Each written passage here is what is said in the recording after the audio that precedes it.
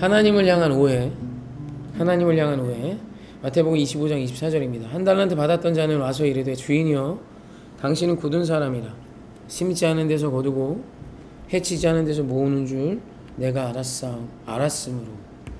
아멘. 오늘 말씀에 보면 한 달란트 받았던 자가 하나님에 대해 고백하는 부분이 나와요.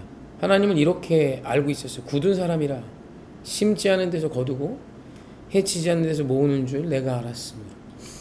말도 안 되는 이야기 같지만 성경에 말도 안 되는 이야기가 적혀 있지 않아요. 사실 오늘날도 많은 그리스도인들이 한 달란트 받은 자와 같이 하나님을 오해합니다. 적어도 나에 대해선. 내 문제는 내가 심지 않아도, 내가 해치지 않아도 거둘 수 있다고 여길 때가 많아요. 해치다라는 건 이제 뿌리다라는 뜻입니다. 씨를 뿌려서 파송하는 것이죠. 심지도 않았고 뿌리지도 않았는데 거두기를 원하는 거죠. 적어도 나의 문제, 내 자식의 문제에 대해선 이런 해석을 많이 합니다. 공의 하나님께서는 심은 대로 거두게 하시는 분이세요. 그러니까 오늘 우리가 선한 열매를 거두려면 선한 씨앗을 심어야죠.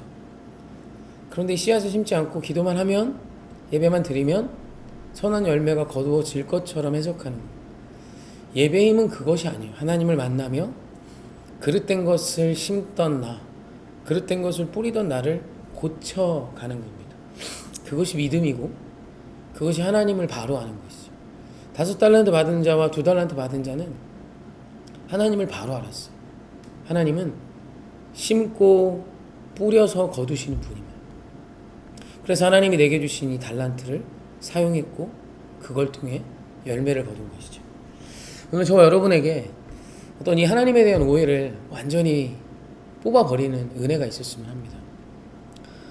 오늘 저와 여러분이 훌륭한 사람, 영향력 있는 사람이 되려면 기도해야 되고 예배해야겠죠.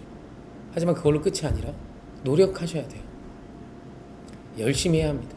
특별히 젊은 세대들, 이 시대 가운데 다니엘과 같이, 요셉과 같이 쓰임받기를 만약에 꿈꿔야 해요.